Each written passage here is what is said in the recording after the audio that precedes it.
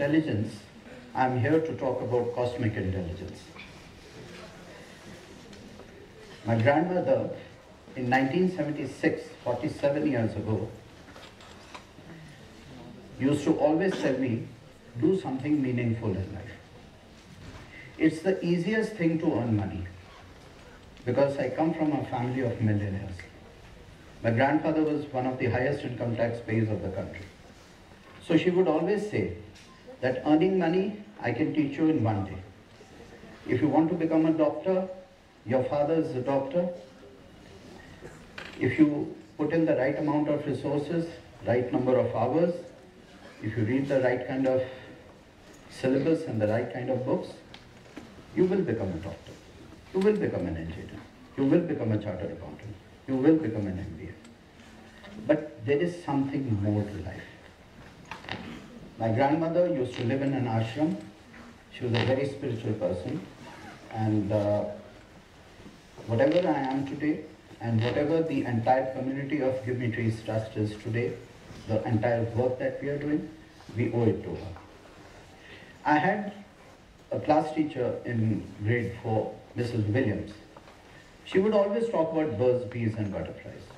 And she would always say that the cosmic intelligence is represented by grasses, plants, trees, birds, insects, reptiles and mammals. She would always insist that we Homo sapiens are only one of the species of the 12.5 million other citizens species on the planet. Most of them, 50% of them, live in the oceans, the rest live in the forests, in the mountains, in the grasses, in the air. And Homo sapiens are the only species which are consumers. Now this is something which I was informed 47 years ago. And that was the time when the vocabulary wasn't there of climate change, sustainability, tsunamis, natural disasters. We had not heard about them. There were no traffic jams. There was no talk about carbon sequestration. But then, what happened was, in January 1977, my grandmother started telling me, do something for the birds, do something for the butterflies, do something for the bees, do something to create a habitat for them. It was a time when the development had just stepped into India, and the roads were being widened and the trees were being chopped down. The trees under which we had played, we had studied, the massive banyan and the peepal trees and the neem trees, they were being chopped down right in front of our eyes. And we were helpless. Helpless to the extent that I used to cry with my tears in my eyes. I would ask my grandmother, what is it that we can do? And the magic happened in January 77, when my teacher and my grandmother, that enkindled that spark in me, saying, increase the tree population of the country. When you increase the tree population of the country, the magic starts to happen. You increase the biodiversity, you increase bird habitat, you increase insect habitat, you increase the soil preservation, the soil becomes better, the leaf fall helps in creating a new layer of soil, there is better water conservation, there is better rain, the rhythm of the rain comes back, the seasons get balanced, everything gets solved. Increase the vegetation of the country, increase the green content of the country. Now, with this idea, on 26th of January 1977, I stepped out to buy 9 saplings from a nursery in Pune. My father, an army doctor, he was posted in the local military hospital over there. I went to a nursery along with my gardener. We bought 9 saplings, and on 26th of January 1977, I planted the first 9 saplings on Range Hills Road, Kirki Cantonment, Pune. Those 9 trees are still there. Even after 47 years, they have the canopy, they are the majestic trees. We started working on ficus species. What is the ficus species? There are 4 main trees in India which we call the ficus. One is gular, the pelkan, the banyan, and then the peepal. Now, peepal is also considered as the sacred tree of India. It's called the Maharaj Vriksha, it's called the Pradhan Vriksha, means it's the king of the forest. Why? Because in itself it's a microcosm of the ecosystem. There are more than 140 species of birds which make it their habitat. They eat peepal tree. There are figs which are eaten by the squirrels and the monkeys and a host of other animals. So the start was that my grandmother asked me to start working on one single tree. Now here, the spark that she gave me was very, very beautiful. She said one day, you cannot change the world in all its ways. You have to pick your battle. I came from an army family. My father was a Fauji. So I immediately grabbed onto that idea. She said, tell me one thing that you will do. Don't do all the things. You cannot go around changing the world. There are too many problems. Pick up one thing. Choose your battle. I said, okay, I'll go for the peepal tree. Today, we have 1 crore 27 lakh peepal trees surviving out of the effort that me and, of course, the entire Give Me Trees community did. We formed 47 years ago, we created an eco club for children. The children were from grade 4 to grade 8 in Spices School in Kirki in Pune. That eco club started going onto highways, state highways, empty parks, wasteland areas, barren pieces of land, and we started planting trees. We selected our species which were not requiring too much of water. Pune and Western Maharashtra have a wonderful track record of rains, so we weren't very challenged with that.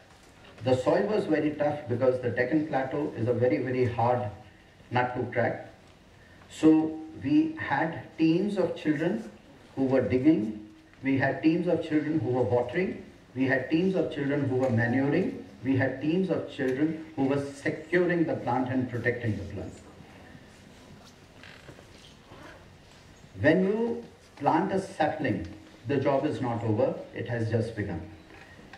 Planting a sapling means you have the responsibility for the next 5 years. Many people say it is 2 years, 3 years. My experience is it's 5 years.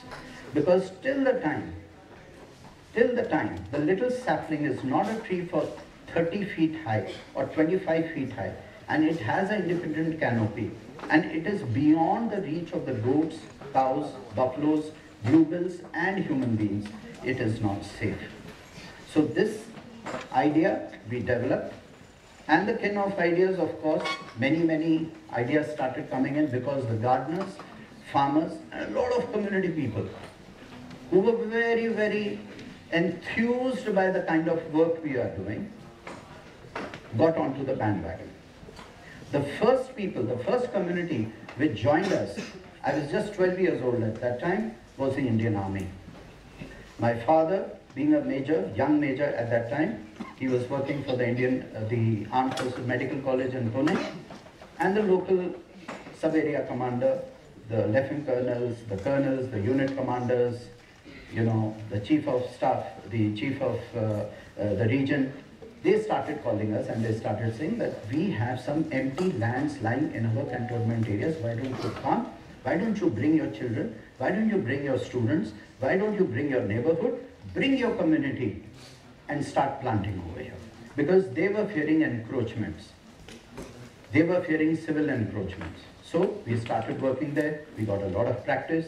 When you work in different types of hydrology, different types of terrain, different types of soil, the experience comes in. So we became a very small field unit. In army terms, I would call it. It was a very mobile field unit. It was a field organization that we created. It was just a club, an eco club. It was only after 36 years of work in 2011, September 2011, when we met some luminaries from Bollywood, Mr. Mike Pandey, Mr. John Abraham, who enthused us, who motivated us, they enkindled that spark, and they gave us so many ideas that why don't you create an organization out of it? You have already done 2 lakh hectares of forestry land across the country in 18 states, 202 districts. Why don't you structure it properly? We did it. October 13, 2011, we were registered as Give Me Trees Trust. Now the trust became the spokesperson for the community of people who were working with us. What did I do? I worked for 25 years. Physically, yes, very active. On my motorcycle, on my duk-duk, I went across the country from Jammu Kashmir to Kanyakumari, from Northeast, Nagaland, Imphal, Guwahati, Tawang, Arunachal Pradesh, right up to Kutch. And we started motivating college students and young children into planting trees and taking care of them.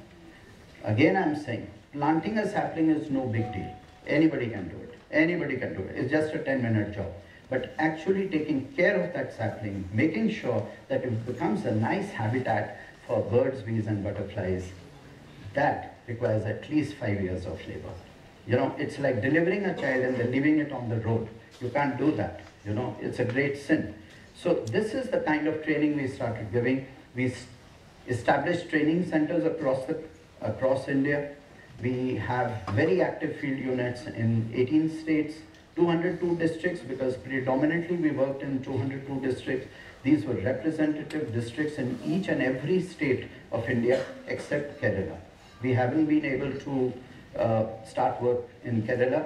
In March 2020, when we went to Kerala to start our unit, COVID started. So we were asked to leave Kerala. We had to fly back to Delhi, and we continued our work.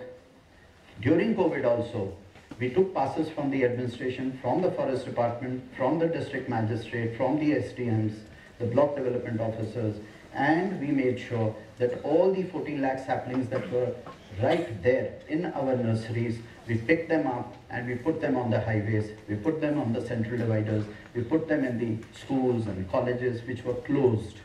There were many ashrams, there were many dharamshalas. We picked up the keys of the locks of so many institutions that were closed down, and we started planting them.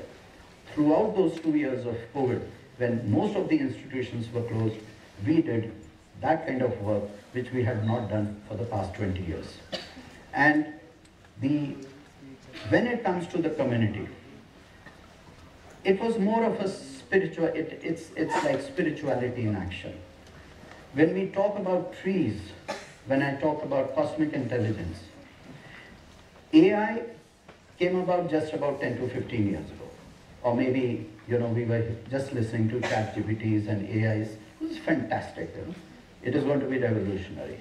I know we are going to have a very different world 5 years from now. As my grandmother would always say, temples, mosques and gurdwaras don't give you oxygen. They don't give you oxygen. And it was proved during COVID. What gives you oxygen? She would say, chlorophyll is God. Patta hi Paramatma hai. Chlorophyll is God because chlorophyll creates photosynthesis. Photosynthesis creates oxygen, and that is why you are here listening to me, and that is why I am here on this red dot talking to you. So trees, plants, grasses, our natural world is what keeps us where we are today. Technology, business, entrepreneurship, very important, because you need money to have a comfortable life. You need to have it to have a luxurious life or a comfortable life or whatever. But there are two words, comfortable life. You can make it comfortable only if you have life. If there is no life, what are you going to make comfortable? So, life has to be understood first. And for that, our natural resources need to be preserved. Now, what does the Give Me Trees, the trust community, what does it do? We are completely self-funded. We don't go out there asking for donations, asking for people. Of course we ask for it in a very gentle way. People who come and work on the field with us, people who work on the highways with us, people who work on the green belts, people who work on the forest restoration, social forestry projects, agriculture projects. We are trying to motivate the farmers not to use chemical farming. We are getting into agroforestry in a big way, 2,70,000 hectares of land has been greened in a very organic way. Today we have, most of our projects have been declared as forests, half of them have been declared as bird sanctuaries. And that is the best certificate that we could get. But are we really doing it for that? No. What really keeps us happy and healthy is that when we see the birds coming and making their nests on our trees, that is where it really matters. What are we doing right now? We are focusing for the last 7 years on education. We are going to schools. We have covered 6,000 schools across the country. We are doing workshops. We are doing butterfly walks. We are doing insect walks. We are talking entomology. We are trying to, the avian science. We are trying to talk about migratory birds. Because everybody is talking IIT. They are talking medical. They are talking NEET. They are talking MBA. We heard so much about investments. We are talking about artificial intelligence. These things are very important if you have a happy and healthy life. If you have a happy and healthy life, happiness and health will come from the natural world. Happiness and health. Whenever you have a vacation, where do you head to? You head to the hill stations. Why do you head to the hill station? First, because we are naturally connected. That is to the greenery. We are naturally connected to cold weather. You know, our ancestors used to live in the forest. We came down from the forest, we became hunter-gatherers, then we became cave dwellers. After cave dwellers, then we came to the river systems, to the water bodies. Then we had small villages. That is where the civilization started. And just about 5,000 years ago, we started writing, we started communicating. We had a good language. Before that, it was total sign language. So we are just new to this planet. This is something which the young generation needs to understand. We are very new to the planet. We are just about 5,000 years old. And this cosmic intelligence has been here for 400 million years old. 400 million. They have the entire intelligence, the entire technology, as TED says, you know, technology, entertainment, and design. The technology God has always given us, we just need to plug into it. Entertainment, if we create meaningful actions in our life, it will keep us entertained. The design, nature has already designed everything in a very perfect way. We just need to wake up, we just need to open our eyes, we just need to be aware, we just need to meditate, we just need to be in silence. Let that cosmic intelligence take over, and let that cosmic intelligence, it guide us where we need to go. Today in Delhi, we are talking about smog, we are talking about AQI.